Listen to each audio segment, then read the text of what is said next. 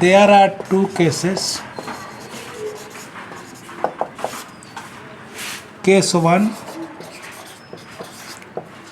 if the distance time graph,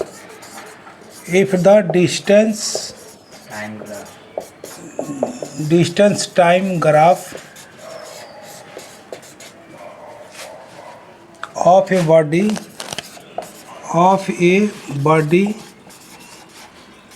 is a straight line,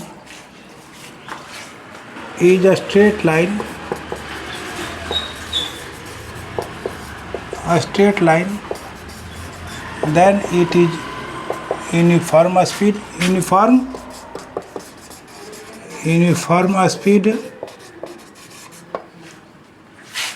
Case 2, if the distance time graph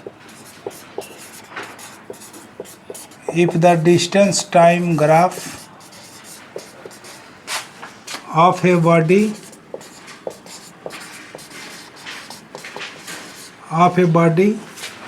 is parabola, then it is non-uniform. It is a non-uniform speed. अब आपका distance time graph पर सब कुछ हो गया। अब यहाँ से आ रहे हैं वेलोसिटी टाइम ग्राफ, उसके बाद एक्सेलरेशन टाइम ग्राफ। अब दूसरा आ रहे हैं वेलोसिटी टाइम ग्राफ और वेलोसिटी टाइम ग्राफ। तब वेलोसिटी के सही यूनिट भी मीटर पर सेकंड होता है और स्पीड के भी सही यूनिट मीटर पर सेकंड होता है। तो उसके हैसियत से वेलोसिटी टाइम ग्राफ को हम स्पीड टाइम ग्राफ भी कह सकते हैं। Any problem? इसको स्पीड टाइम ग्राफ भी कह सकते हैं। जैसे पढ़ाई में कुछ उल्टा भी लिख देंगे तो आपको नंबर मिल जाएगा। जैसे कि जे वेलोसिटी टाइम ग्राफ में अगर आप डिस्टेंस टाइम भी ग्राफ बना देते हैं तो आपको नंबर मिल जाएगा। अगर डिस्टेंस टाइम ग्राफ में वेलोसिटी टाइम ग्राफ भी आप बना देते हैं तो आपका नंबर मिल जाएगा। जैसे कि जे अभी 10th क्लास में कोऑर्डिनेट तो 9th में छोटा सा दिया हुआ है, एज इंट्रोडक्शन दिया हुआ है, लेकिन अगर 10th का कोऑर्डिनेट देखें तो बहुत लंबा चौड़ा दिया हुआ है। 10-12 फार्मूला है। डिस्टेंस टाइम ग्राफ है, कोलिनियर फार्मूला है, एरिया ऑफ ट्रायंगल है, ओरिजिन फार्मूला है, सेक्शन फार्मूला है। तो जैसे मान लेते हैं कि ये कोई वर्टेक्स ए है, ये कोई वर्टेक्स बी है। ए का कोऑर्डिनेट है x1 y1 और बी का कोऑर्डिनेट है x2 y2। Distance time graph में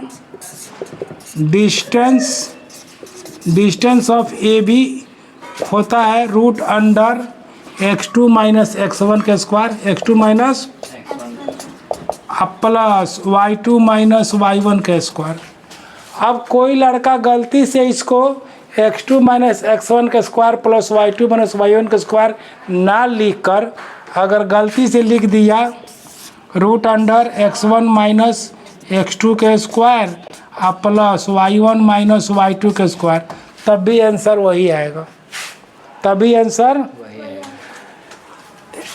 x3 माइनस 1 किए तो 2 और 1 माइनस 3 किए तो -2, इसको भी स्क्वायर किए तो 4, इसको भी स्क्वायर किए तो पढ़ाई एक ऐसा माने कि जे इंडस्ट्रीज है कि हायर क्लास में कहीं माने कि अगर फार्मूला आप रेसिप्रोकल भी लिख दिए, ग्राफ रेसिप्रोकल भी बना दिए तो सही ही जाता है।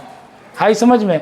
ऐसा 10-15 स्टेजेज है जहाँ उल्टा भी लिख दिए तो सही जाएगा। सेक्शन फार्मूला वहाँ भी वही हाल चाल है। तो यही सब बात है। डिस्टेंस टाइम ग्राफ को हम लोग वेलोसिटी टाइम ग्राफ भी कहते हैं, वेलोसिटी टाइम ग्राफ को हम लोग डिस्टेंस टाइम ग्राफ भी कहते हैं। यहाँ भी वही बात है। सबसे पहले फर्स्ट क्वाड्रेंट में एगो ग्राफ ड्रॉ करेंगे। ई हो गया स्पीड, ई हो गया ए, ई हो गया ओ,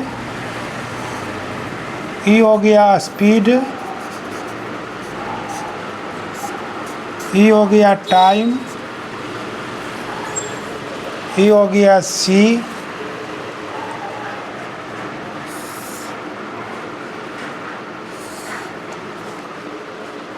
ई हो गया बी, ई हो गया कांस्टेंट स्पीड,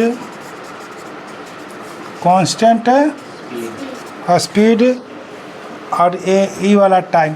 तो वेलोसिटी इक्वल टू होता है स्पीड बाई टाइम। तो स्पीड टाइम ग्राफ और the speed remain constant.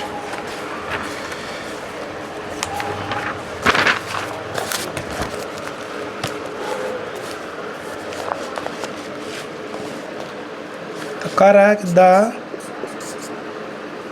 Speed time graph, speed time graph of a body of A is a straight line.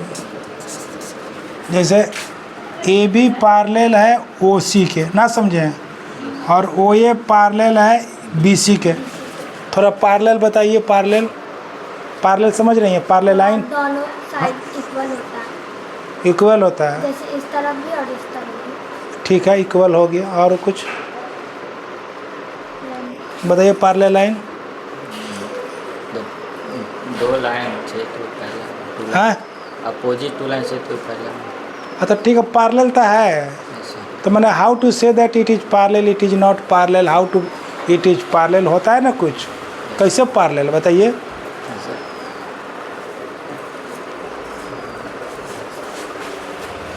the time graph of a body is a straight line, is a straight line,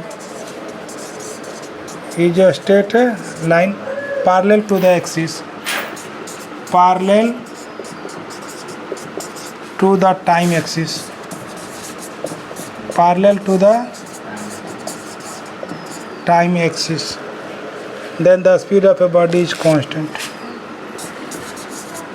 Then the speed of a body is uniform. देखिए आप लोग को थोड़ा सा basic गड़बड़ा रहा है। Parallel line मतलब when two lines never meet to each other at any point, at any point, उसको पार्लेल कहते हैं। अब पार्लेल लाइन का दो ठो जो है कैरेक्टरिस्टिक्स है, दो गो।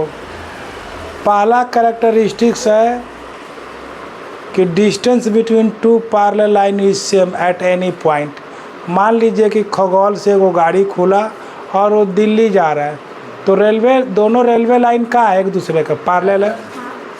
दोनों रेलवे ट्रैक के बीच की दूरी का होगा पार्लेल, माने सेम होगा। दूरी का होगा यहाँ से लेकर दिल्ली तक। Distance between two parallel line is constant. दूसरा कैरेक्टरिस्टिक्स है parallel line never meet to each other, parallel lines are infinite. यही सब है, पार्लेल लाइन ठीक से नहीं कर रहे। चलो उतारिए इसको। यहाँ देखें कि speed equal to speed equal to distance travel, by time, distance travel by time taken, time taken, that is a distance. अब इनका डिनोमिनेटर 1 है, तो distance travelled equal to speed into time, speed into time, that is A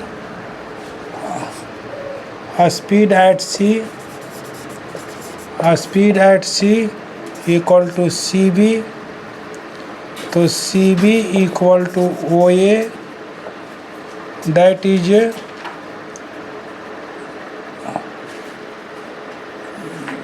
speed at C, speed at C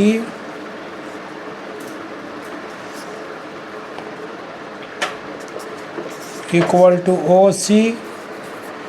तो एक को 1 माने, ये दूसरे को 2 माने। From equation 1 and 2, from equation 1 and 2 we have distance traveled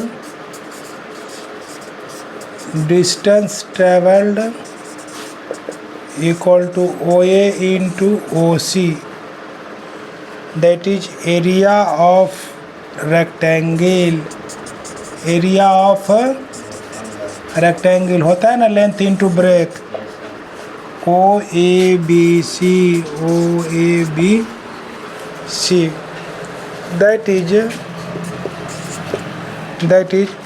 in a speed time graph, in the speed time graph, a speed time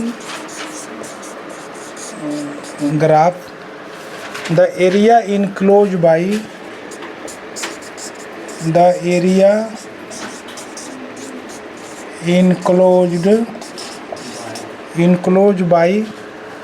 speed, enclosed by the speed time curved and the time axis,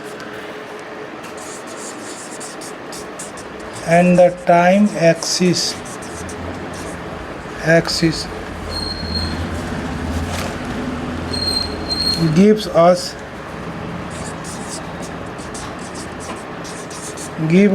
the distance traveled,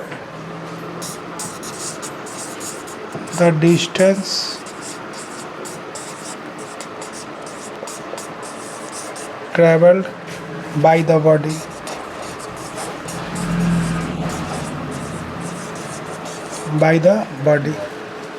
उतारिए। Acceleration time graph, 2 graph आज clear हो गया, speed, distance, velocity, time. अब हम लोग acceleration वाला पढ़ेंगे next.